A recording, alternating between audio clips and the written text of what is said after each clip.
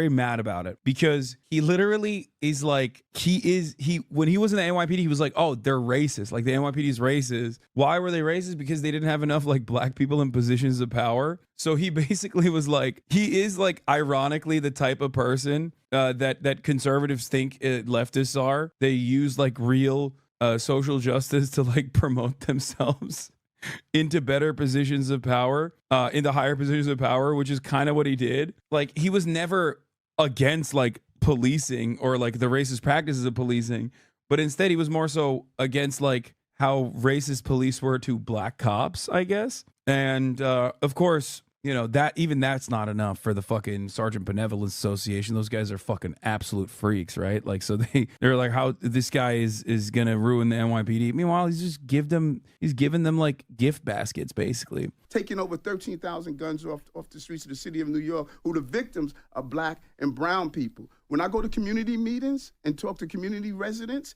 they don't tell me, Eric, we don't want more police. They say, Eric, we want our police doing their jobs correctly. And that is what I'm doing. The federal monitor, who is tasked with ensuring that NYPD is following the law, conducted an analysis. Came under who? Conducted an analysis that happened 8 years ago, but they're still here monitoring what you're doing. And they said that you have brought back stop and frisk policies that are worse than they saw even during the Bloomberg era. But more importantly, they analyzed the neighborhood safety. Show me that. I could show you. The report is available, and I know it's been available to you because your spokesperson has commented on it. They did an analysis of over 10 precincts, 10 different precincts. It is factual. There's a federal monitor reporting to Judge T. Swain on it and presenting the information. They said that, yes, listen, let me finish so you can peel it back. They conducted an analysis of 10 different precincts, and of the stops of 10 different precincts, they found that 97% of them, by the way, of the neighborhood safety teams that were disbanded in 2020 because of their disproportionate abuse against black and Hispanic people that you revived, they analyzed 10 of those different neighborhood safety teams and found that they're conducting 97% of their stops on black and brown people, and a quarter of them are unconstitutional. That's what the federal monitor said, not me. Yeah, and at the same time, let's be clear on this, because what you're giving the perception of, this is a federal monitor that came in long before I was mayor. Can we agree on that? Yes, they monitor NYPD, not you specifically. You're the mayor. Right. Number two, I have been the mayor for 2 years and 3 months. We've had a tradition of over-policing for generations. And they said it's worse now that you're here. That I fought for. We had issues of over. Yeah, he's like, I fought for that because I like it. See, he's admitting it. That wasn't a misspeak. He's like, listen, this is a tradition of over-policing that I fought for. Do you understand? So 2 years and 3 months, we are turning around, not only over policing, but we're turning around the crime. Because when I came to this city, we had a 40% increase in crime. And most of that crime, black and brown communities. You became mayor after a global pandemic in which there was... Here's the thing. He is doing exactly what right-wing reactionaries do very well, which is, one, say that like, I'm cleaning up the metro station because rich people don't go on the subway. It's actually for the poor people. It's the poor people that are like being hurt by, crime that's happening in the subways. And when you actually look at crime that's happening in the subways, you realize that like, as far as like how big the subway network is and how slammed it is and how much people use the subway stations, like the amount of crime that happens there is marginal.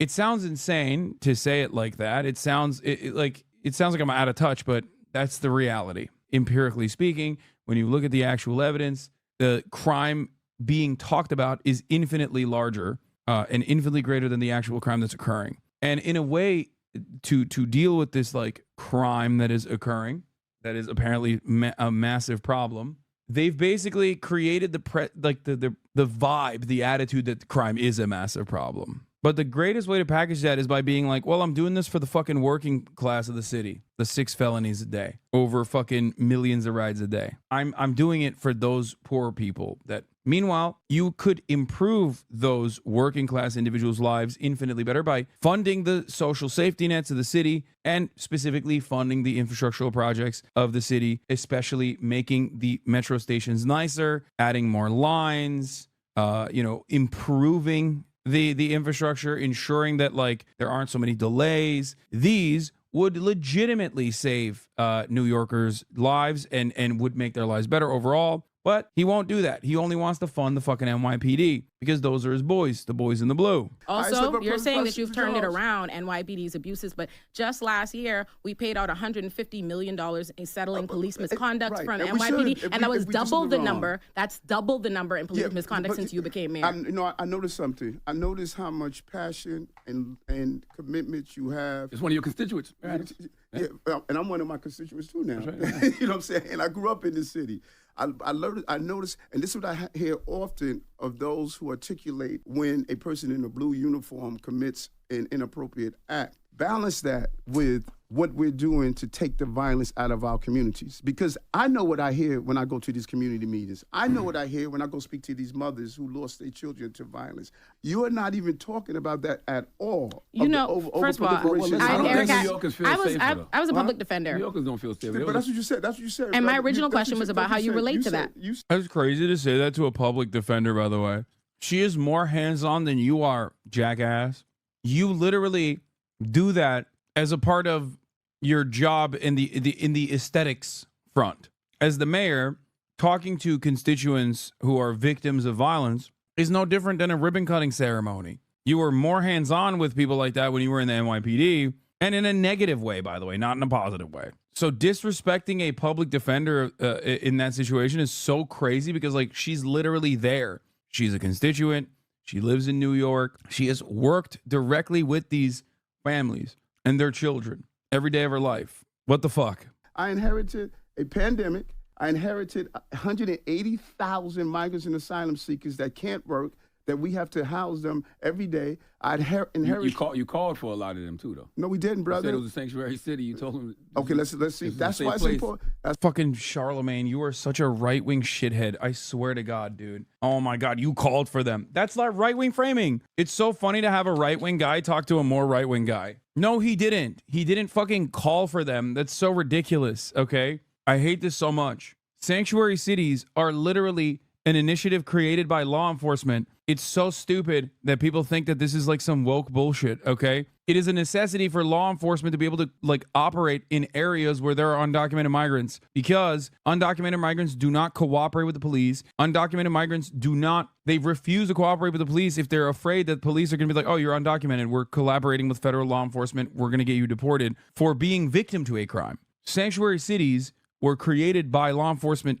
agencies specifically so that they would eliminate the fear of deportation, so that undocumented communities would be more collaborative with law enforcement. That's simply what it is. It's not to say like, oh yeah, you get to be here and we love you. And, I mean, they should technically say that for undocumented migrants. Like, who gives a fuck? They're human beings. You know what I mean? But the idea that like sanctuary cities in and of itself is like some woke agenda from the left is so stupid. We didn't call people to come here. They were sent here by Governor Abbott, and the failure to secure our borders is allowing this to continue. Look what's happening in Chicago right now. My brother, Mayor Johnson over there, what's happening with him. Look what's happening in Boston. Look what's happening in Houston, Los Angeles, and then do a comparative analysis of what's happening on our streets here. My brother, Mayor Johnson, he says, the only thing that binds you and him, the only thing that's like similar is that you're both black. Mayor Johnson is actually sick. He's actually a good mayor. You, on the other hand, are not. Ridiculous. Eric Adams is the exact opposite of Brandon Johnson, okay? He's not wrong about the migrant stuff, though, unfortunately. I mean, he is correct on the facts here. He is correct on the facts here when he talks about how it's because red states are basically sending without prior information to the law enforcement agencies deliberately to, like, break the system. They're sending migrants. They're shipping migrants. And that is obviously causing an issue. Yeah, he was blaming the border being not secure at the root of the problem. Yeah, that's also wrong, too. Outpacing the state in reading and math of our young people. I've been on Rikers Island more than any mayor in the history of the city talking with. Yeah, he went there because he loves it, though. I've been on Rikers Island more than any mayor in the city. Yeah, dude, it's because he loves it personally. I know you go to Rikers in 2022 when there were 3 deaths back to back because corrections officers left their posts and allowed it to happen. You went to Rikers to express your support for the corrections officer. I know you go to Rikers. I do want you to do, Mayor Adams. But you keep giving out misinformation. It's not misinformation, Mayor Adams. I'm quoting the Monitor. He's also going to Rikers to get baptized, apparently, by fucking Al Sharpton. I was on Rikers Island this week. this week with a group of 12 young brothers who recommitted themselves to Christ. I went to see them in the morning. We prayed